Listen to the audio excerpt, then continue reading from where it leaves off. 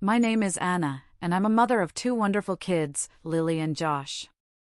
I've always tried to raise them with love, kindness, and the feeling that family should be a safe place. But my parents, they didn't see it that way. For as long as I can remember, they treated my children as if they were outsiders. Instead, all their affection, all their praise, and all their attention went to my sister Catherine's son, the so-called golden grandchild. It started small, extra gifts for him on Christmas, more hugs, louder applause at school events. I brushed it off, telling myself not to be jealous. But over time, it became impossible to ignore. Lily and Josh weren't just overlooked, they were pushed aside, made to feel like they didn't belong. The breaking point came one afternoon when we went to visit my parents. The kids had barely taken off their shoes when my father frowned and said sharply, "Anna, we'd rather you didn't bring them over anymore. They cause too much noise, and Catherine's boy needs peace and attention." I froze, unable to believe what I was hearing. And then my mother added, without a hint of shame, "You should understand, we only have time for our real grandchild." At that moment, I saw Lily's face fall. Josh grabbed my hand tightly. My kids had heard every word. And while my parents thought they had the upper hand, what they didn't know was that I held a secret. A secret that could turn their golden grandchild into their greatest disappointment.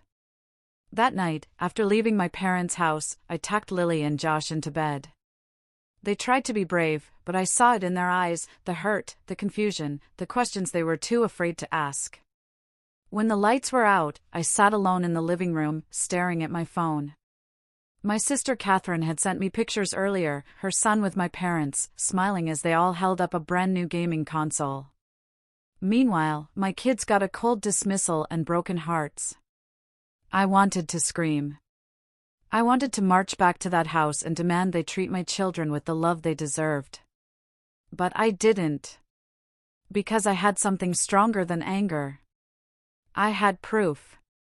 Proof of a truth my parents and my sister had been hiding for years. See, Catherine's golden child wasn't so golden after all. And if my parents thought kicking my kids out of their lives would make me back down, they were about to learn the biggest lesson of their lives. Because I was ready to expose everything.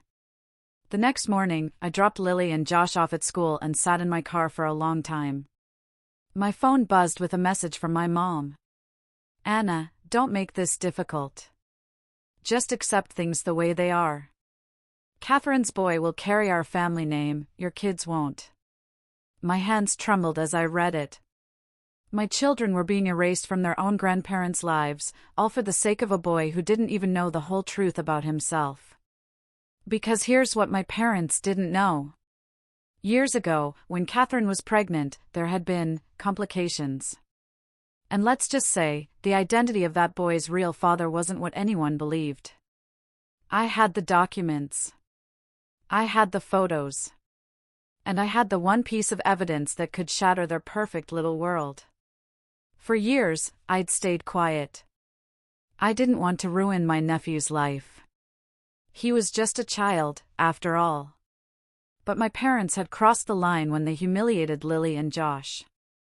If they thought their golden grandchild was untouchable, they were about to be proven very, very wrong. That weekend, Catherine invited the whole family over for a barbecue in her backyard.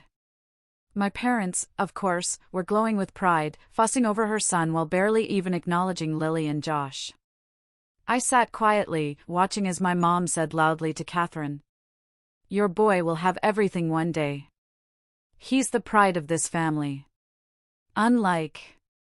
Her eyes darted toward my kids. She didn't even finish the sentence. Josh squeezed my hand under the table. I could feel his little fingers trembling. I had to bite my lip to keep from exploding. They thought they could keep treating my children like this, but they had no idea how close I was to revealing the truth. At one point, Catherine's son ran to her, asking about his dad. Catherine stiffened, changing the subject immediately. My parents noticed, but they brushed it off, acting as if nothing happened. That was when it hit me, they suspected something. Maybe they'd always known, and just chose to ignore it. But I wasn't going to ignore it anymore. The question was, should I reveal the secret right there in front of everyone, or wait until the perfect moment, when the truth would hurt the most? I spent the rest of the evening planning. I needed to make sure everything was ready, the proof, the timing, and most importantly, my children's safety. Lily and Josh didn't deserve to be caught in the crossfire, but they deserved justice. When we got home, I went straight to my desk and laid out all the documents and photos I had collected over the years. Each one was a nail in the coffin of the golden grandchild image my parents had built. I remembered every time my kids had been overlooked, every birthday ignored, every achievement dismissed. My heart ached, but anger coursed through me. This was my chance to turn the tables. The next family gathering would be the moment I revealed everything. I rehearsed my words in the mirror, imagining my parents' faces when they finally saw the truth. Because they had made one critical mistake. They assumed my children were powerless. They assumed I would stay silent. And they were about to learn, they had underestimated me. A few days later, the opportunity arrived. Catherine had organized a family brunch, proudly announcing it as a celebration of her son's achievements. My parents were buzzing with excitement, completely oblivious to what was about to happen. I arrived with Lily and Josh, keeping my expression calm, almost casual. Inside, I felt my heart racing. Every step toward them was a step closer to justice. As the family settled, my father began praising Catherine's boy once again, praising his grades, his manners, even his smile. My mother chimed in, not noticing the cold stares from my children. Finally, I spoke. Actually, there's something everyone should know, I said, holding the folder of documents in my hand. All eyes turned to me.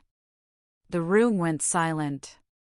You see, the boy you've treated as the golden grandchild, he's not exactly who you think he is, I continued, keeping my voice steady, though inside I was shaking.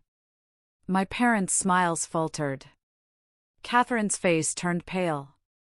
I opened the folder and revealed the truth they had tried to hide for years. The room was frozen. My parents stared at the documents, unable to speak. Catherine's son looked confused, unsure why everyone's eyes were on him. I took a deep breath. Your so-called golden grandchild has secrets, and you've built your favoritism on a lie, I said firmly. All these years, you ignored my children while worshipping him, but now, the truth is clear. My father opened his mouth, but no words came out. My mother's face had turned red, a mix of anger and embarrassment. Catherine was speechless, clutching her son tightly. Lily and Josh stood behind me, their eyes wide but hopeful. For the first time, they weren't invisible. I laid out every piece of evidence, inconsistencies, hidden facts, the proof that shattered the perfect image my parents had constructed. This changes everything, I said softly, looking straight at them. And you can no longer treat my children like they don't matter. For the first time in years, my parents realized that favoritism could no longer protect them. Silence hung heavy in the room. My parents' faces were pale, their proud expressions gone.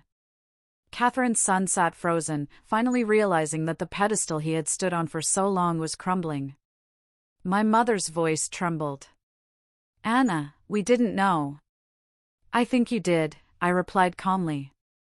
You just chose to ignore it. You chose to make my kids feel worthless while lifting him above them. Josh stepped forward, his small voice steady. Grandma, Grandpa, do you love us too? My parents looked at him, their eyes finally meeting the reality they had avoided.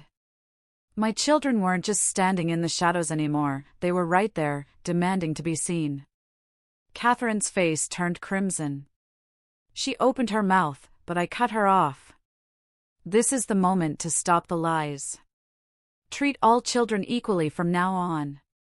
Or live with the consequences of your choices. For the first time in years, the power in the room had shifted. And I knew, deep down, my kids were finally safe from being overlooked again. Over the next few weeks, the atmosphere in the family changed. My parents were quieter, more careful with their words, as if walking on eggshells around Lily and Josh. Catherine avoided eye contact, realizing that favoritism and lies had consequences. Lily and Josh regained their confidence. They no longer hesitated to speak up or share their achievements. Their laughter returned, filling spaces that had long been shadowed by favoritism. One evening, my mother approached me quietly. Her voice was softer than I had ever heard. "Anna, we see now. We were wrong." I nodded. No apology could erase the years of pain, but the change was enough for me to let go of the anger I had carried. Because the real victory wasn't exposing the lies. It was watching my children reclaim their place in the family. And the so-called golden grandchild? He was no longer untouchable. The pedestal had crumbled, and the truth finally set the balance right. For the first time in a long time, my family felt whole again.